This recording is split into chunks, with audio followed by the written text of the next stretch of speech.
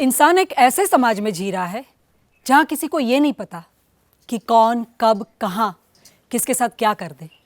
ये बात हम आपको इसीलिए बता रहे हैं क्योंकि क्रिमिनल्स हमारे ही समाज के बीच हम जैसे लोगों में ही छुपे होते हैं।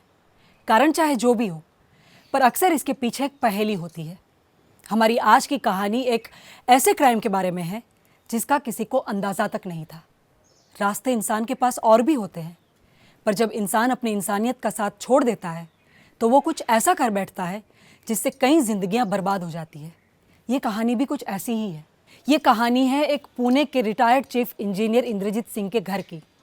तो आइए देखते हैं क्या हुआ था 5 दिसंबर की रात जब इंद्रजीत सिंह का बड़ा बेटा गुरविंदर सिंह फॉरेन से अपनी जॉब से छुट्टी लेकर अपने घर अपने परिवार से मिलने पुणे आया था।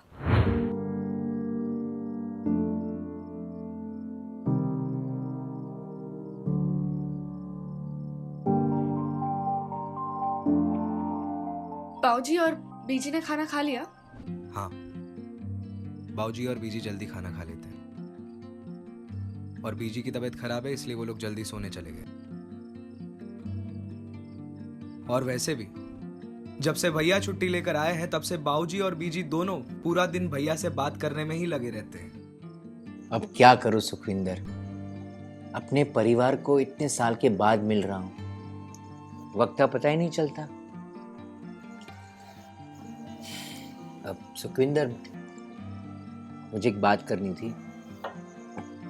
बाऊजी और बीजी तुम्हें लेकर काफी परेशान रहते हैं।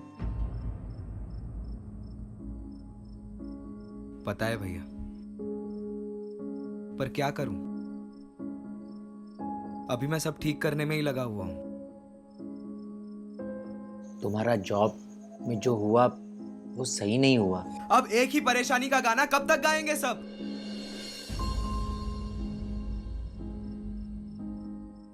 देखिए भैया, मैं जानता हूं गलती हुई थी मुझसे, पर मैंने वापस दुबई जाकर सेटल होने का सोचा है। अब सारी प्रॉब्लम सॉल्व हो जाएंगी। मेरी दुबई में जॉब लग चुकी है भैया, और कुछ ही वक्त में मैं और निकी दोनों वहीं सेटल हो जाएंगे। बाऊजी और बीजी यहाँ अकेले पड़ जाएंगे। हाँ जीजी, मैं भी इन्हें यही कह रही थी कि मैं यहीं रुक जाती हूँ। मतलब बाऊजी और बीजी का ख्याल रखने के लिए कोई तो होगा। कोई जरूरत नहीं है, हम दोनों वहीं रहेंगे और कुछ वक्त के बाद मैं बाऊजी और बीजी को भी वहीं बुला लूंगा। थोड़े समय की बात है बस। आप भड़क क्यों रहे हैं? मैं तो परिवार के भलाई के बारे में सोच रही थी। वैसे भी अपनों से दूर रहने की आदत नहीं है मुझे। नेकी, सुखविंदर जो कह रहा है वो कुछ सोच समझ कर कह रहा होगा ना। खैर, इसकी चर्चा तो होती रहेगी। वैसे हम बाऊजी और बीजी की सलाह भी ले लेंगे। ठीक है।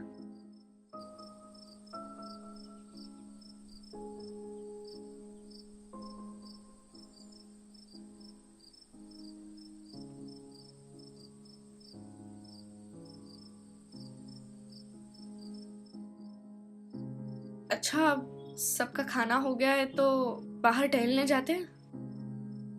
आपका गुस्सा भी शांत हो जाएगा और खाना भी पच जाएगा। ठीक है। अरे भैया, आप भी चलिए ना, यहाँ टहलने का मजा अलग है। ठीक है, आप लोग जाओ, मैं पीछे से आता हूँ। ठीक है।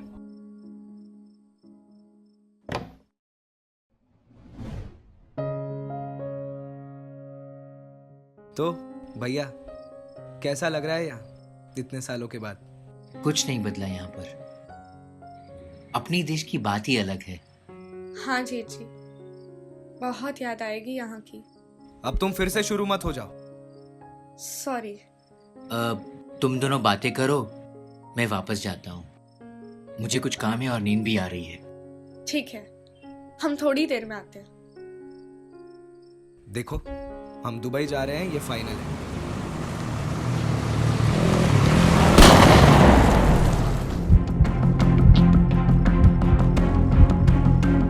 सुखविंदर! सुखविंदर! सुखविंदर! सुखविंदर उठो! उठो! सुखविंदर उठो! उठो सुखविंदर! सुखविंदर उठो! सुखविंदर उठो! बंदूक की गोली की आवाज सुन के गुरविंदर सिंह रोड की तरफ भागे और देखा कि सुखविंदर खून से लथपथ रोड पे पड़ा हुआ था। नेकी उसके पास चीख चीख के रो रही थी। तभी दो बाइक पे बैठे युवक वहां से गुजरे। नेकी ने उनकी तरफ इशारा करके बताया कि गोली उन बाइक सवार युवकों ने ही चलाई है। गुरविंदर उन बाइक सवार युवकों को पकड़ने के लिए उनके पीछे भागे, लेकिन तब तक वो बाइक सवार युवक हाथ से निकल चुके थे। अपने छोटे भाई को इस हालत में देख गुरविंदर वापस अपने भाई की तरफ भागे, लेकिन तब तक सुखविंदर दम तोड़ चुका था। रिटायर्ड चीफ ऑफिसर के बेटे की हत्या का मामला जब अखबार में आया तो पुलिस को ऊपरी दबाव के कारण इन्वेस्टिगेशन को आगे बढ़ाना पड़ा।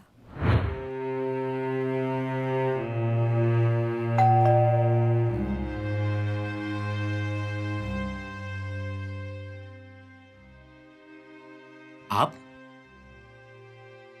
नमस्ते, नमस्ते। मैं इंस्पेक्टर सूरज। क्या हम अंदर आ सकते हैं? जी आइए।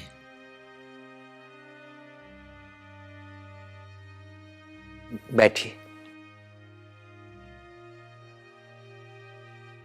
जी।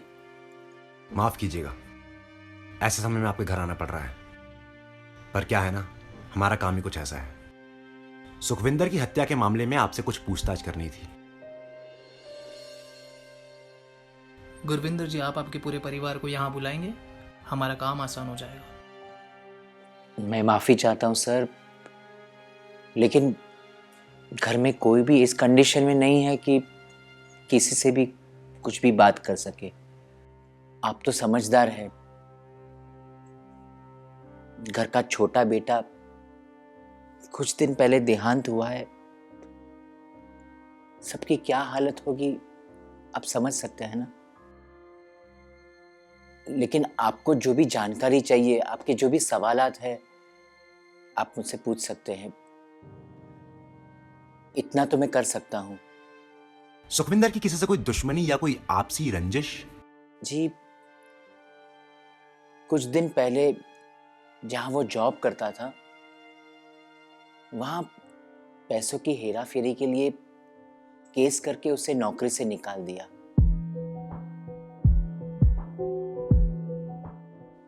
मैं किसी का नाम तो नहीं जानता, लेकिन उसके ऑफिस में से कोई शायद हो सकता है जो इस हत्या के पीछे हो। मैं कुछ दिन पहले ही पूना आया हूं और मैं उसके ऑफिस के कलीग को जानता तक नहीं, लेकिन आप उसके ऑफिस में पूछताछ कर सकते हैं, शायद आपको मदद हो। गुरविंदर जी, आप उसके ऑफिस का पता हमें लाकर दीजिए, हम वहाँ पर पूछताछ ज़रूर करेंगे। जी, अभी आया। सर, मुझे लगता है ये मामला उसके ऑफिस से जुड़ा हुआ है। मुझे नहीं लगता, क्योंकि कोई भी बड़ी कंपनी अपनी एम्प्लॉय के साथ ऐसा नहीं करेगी। उनकी इमेज स्टेक पे रहती है। हाँ, ऑफिस का कोई एम्प्लॉय इसमें शामिल जरूर हो सकता है। तुम एक काम करो, गुरविंदर जी से कार्ड लो और उनके ऑफिस जाके इस पूरे मामले की जानकारी लो और पूछताछ करो। और हाँ, गुरविंदर जी पे भी नजर रखना, क्योंकि जिस हिसाब से इन्होंने बताया कि अभी पुणे आए हैं और पूरा इल्जाम इन्होंने ऑफिस कलीग पे डाल दिया, मुझे लगता है कि हमें इस एंगल से भी जांच करनी चाहिए कि कहीं इस हत्या में इस परिवार का कोई शामिल तो नहीं। तब तक मैं मर्डर स्पॉट पे जाके तलाशी शुरू करता हूं। सर, मर्डर स्पॉट पे हम बहुत बार जाकर तलाशी कर चुके हैं। कई बार कोई चीज बहुत बारीकी से देखो तब नजर आती है। इंसान ढूंढने पे आए ना तो भूसे के ढेर से सुई भी ढूंढ के निकाल सकता है।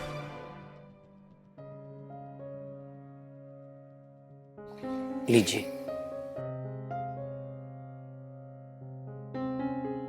ठीक है, अभी तो हम चलते हैं, पर कोई और जानकारी चाहिए होगी तो हम वापस आएंगे और कुछ इंफॉर्मेशन मिलती है तो हम आपको बताते हैं। धन्यवाद।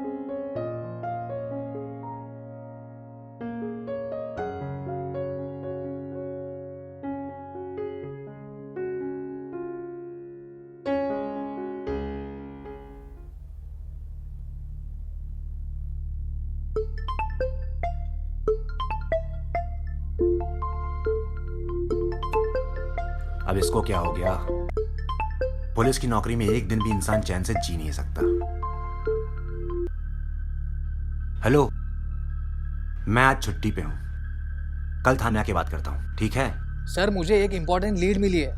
आपने जो कॉल डिटेल्स मंगवाए थे सुखविंदर सिंह की फैमिली के, वो आ चुके हैं और मुझे लगता है आपको सर एक बार प्लीज़ देख लेना चाहिए। It's very urgent sir. अच्छा, ठीक है, मैं थोड़ी देर में पहुंचता हूं।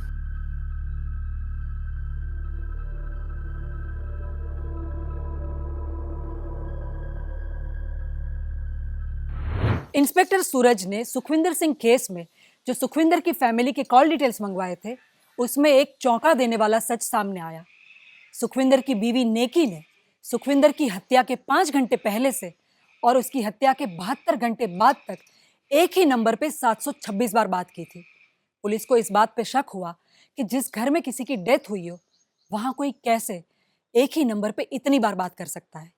जब पुलिस ने उस नंबर का पता लगाया तो पता चला कि वो नंबर किसी और का नहीं, पर उसी शख्स हकीकत सिंह यानी कि ब्रांडी का निकला, जिसका ड्राइविंग लाइसेंस पुलिस को मर्डर स्पॉट पे मिला था।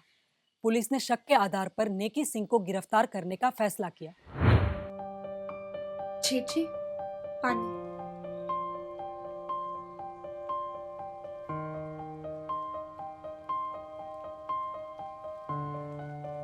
बाबूजी और बीजी ने कुछ खाया? नहीं, उल्टा खाना पीना कम कर दिया है। मुझे तो बड़ी चिंता हो रही है। मैंने भी समझाने की बहुत कोशिश की, पर क्या बोलूं? सुखविंदर को तो खो दिया मैंने। कहीं बाबूजी और बीजी उनकी तबीयत ना बिगड़ जाए। शुभ शुभ बोलिए जेठ जी, ऐसा कुछ नहीं होगा। तुम बहादुर हो, खुद के साथ साथ पूरे परिवार को संभाल के रखा है। मैं देखती हूँ।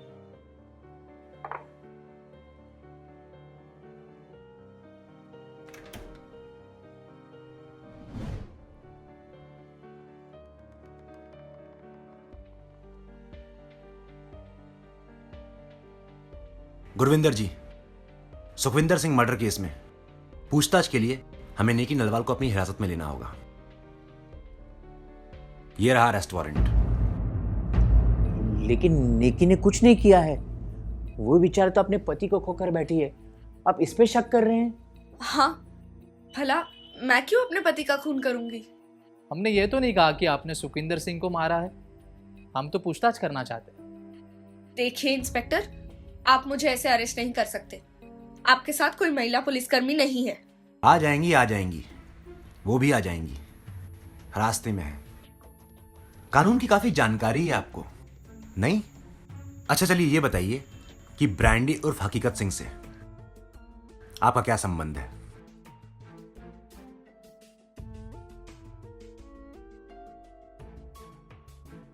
ये ब्रांडी का इस केस के साथ क्या लेना देना है?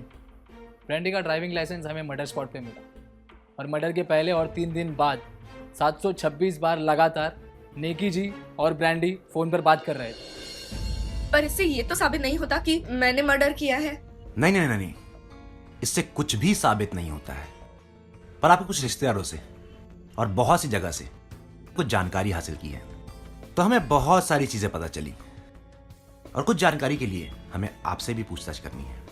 लेकिन नेकी वहां मेरे सामने थी और 2 बाइक सवार ने गोली मार के भागे भी थे। आपने गोली चलते हुए अपनी आंखों से देखा था? नहीं, मैंने सुना था और जब मैं वहां पहुंचा तो मैंने देखा सुखविंदर खून से लथपथ गिरा था और नेकी रोककर बताया कि बाइक सवार इस तरफ से भागे थे, इशारा किया था मुझे। आंखों देखी चीज पे यकीन करना सीखिए गुरविंदर जी। कई बार देखी और दिखाई चीजें झूठ भी हो सकती है। नेकी से और सुखविंदर के कई रिश्तेदारों से बात करने के बाद पुलिस को यह पता चला कि नेकी और ब्रांडी के बीच गहरे प्यार का रिश्ता था। सुखविंदर को जिसके बारे में पता भी था, लेकिन ये रिश्ता ना टूटे इसीलिए नेकी के और सुखविंदर के परिवार ने ब्रांडी और नेकी को समझा के अलग कर दिया था। लेकिन सुखविंदर की दुबई जाने वाली बात से दोनों खुश नहीं थे, इसीलिए दोनों ने मिलकर सुखविंदर को अपने प्यार के रास्ते से हटा दिया। जब पुलिस ने ब्रांडी को हिरासत में लिया और उससे पूछा कि उसे हत्या को अंजाम देने के लिए बंदूक कहाँ से मिली, तब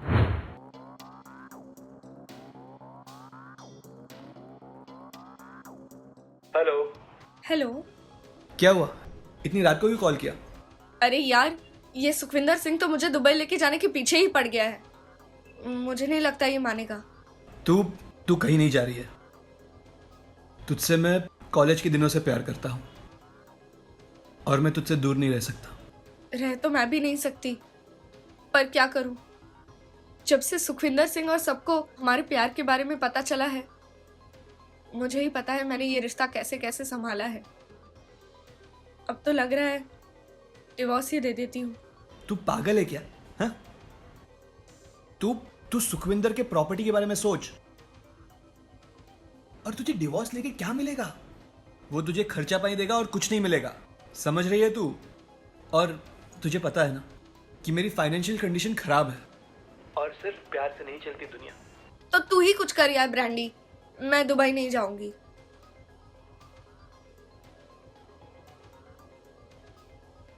कोई कहीं नहीं जा रहा है। मैं जैसे बोल रहा हूं ना, बस वैसे करती जा।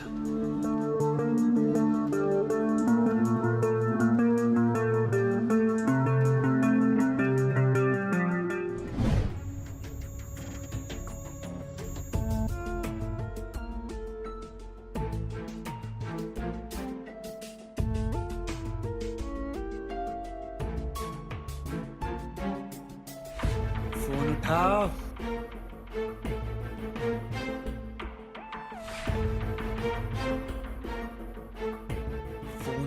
फोन उठा।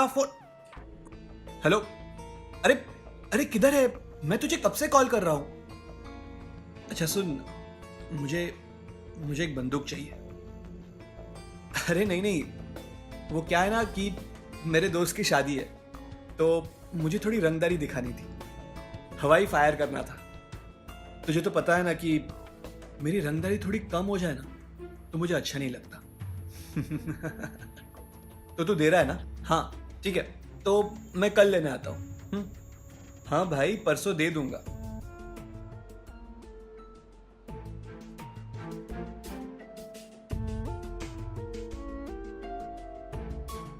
मेरी नेकी को मुझसे दूर करना चाहता था ना। अब देख मैं क्या करता हूं सुखविंदर सिंह। मेरी नेकी तेरे साथ इसी वजह से क्योंकि तेरे पास प्रॉपर्टी है, पर मेरा प्यार मुझसे दूर नहीं जा सकता। एक बार तू दुनिया से आउट हो गया ना, उसके बाद मैं और नेकी तेरे प्रॉपर्टी पे ऐश करेंगे।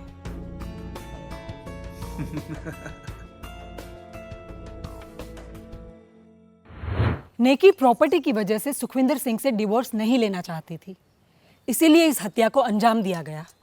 अजीब जमाना है, लोग प्यार और पैसों के लिए क्या नहीं करते।